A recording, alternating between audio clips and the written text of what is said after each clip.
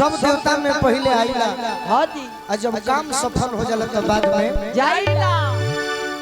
सरस्वती जी से हमने के मांगब जा तो विद्या मिली। हां। लक्ष्मी जी धन दी। हां जी। बाकी हनुमान जी बुद्धिहीन तनु जानी के सुमिरो पवन कुमार बल बुद्धि विद्या दे हो मोहि हरहु कलेश विकार। अदिति राज जी के आगमन भइले वो ताली बजा के स्वागत करी रहे सभे। हमार गीत के बाद अदिति राज के ही गीत सुनब।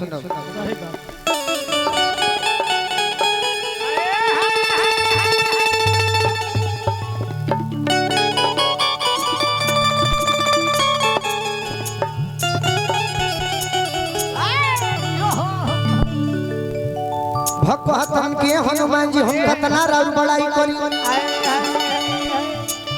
कि खास दास हव करुणा निधान के। खास दास हव करुणा निधान के कहिया दर्शन करब भगवान।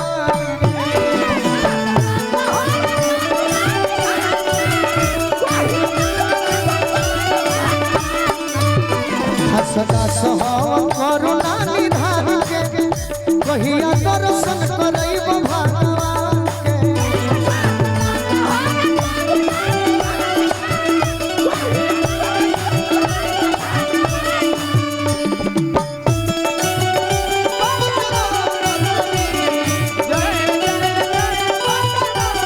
एक बार बोली बजरंग बली की जय हो।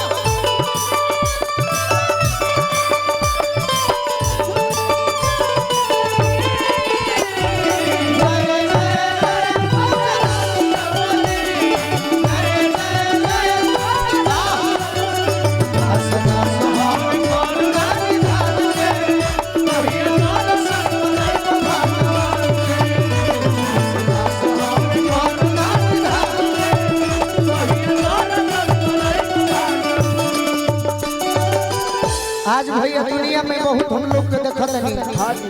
प्रमोद भैया दुनिया के सबसे बड़ा रंगदार के हो? के हो? हनुमान जी। कैसे लंका में जाके रावण के घर में सोना के लंका में आग लगा दी हलो। विदेश में जाके अब वैसा रंगदार के हो कहा? आज के रंगदार के संभाल। आज के रंगदार बाजार पे बैठ के हां जी। पान के गुमटी ना देला पर पान के गुमटी उलाटे लगता है। आ कहता है कि हम रंगदार हनुमान जी से बड़का रंगदार के बा कभी भी भेगो के तहरा पतिया के जन्नत करुए के ना धावल गिर लेके आइला जैसे के ना।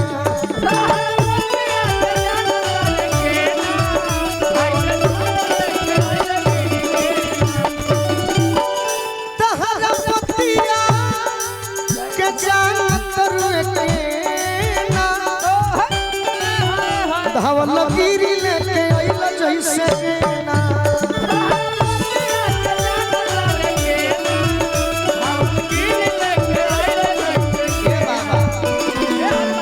बस कमे समय में कहो कि तहरा बिना नइखे नइखे नइखे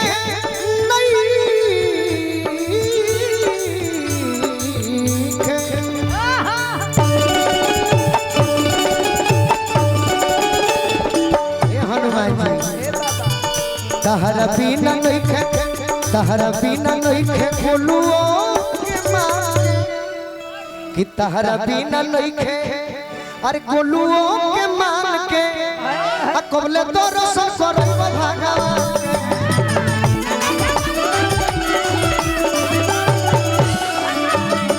खास दस हो करुणा निधान कबले तो रसन करब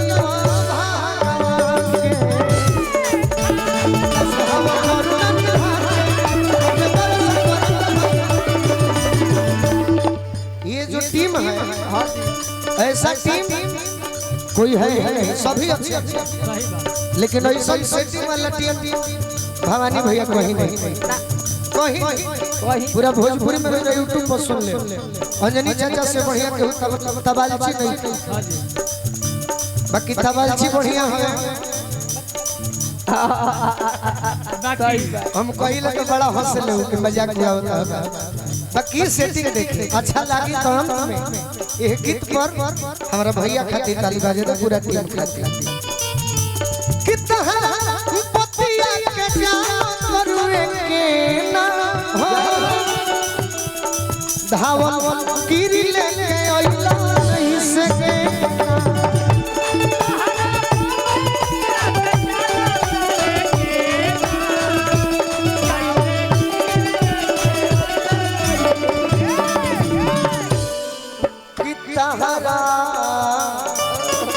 बिना नहीं खे हमनी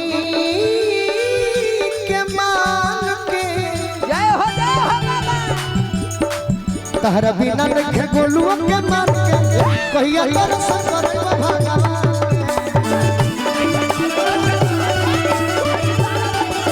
खस खस हम करू निधान कहिया तोर संकर भगवान ये भोजपुरी है हस हस हम करू निधान कहिया तोर संकर भगवान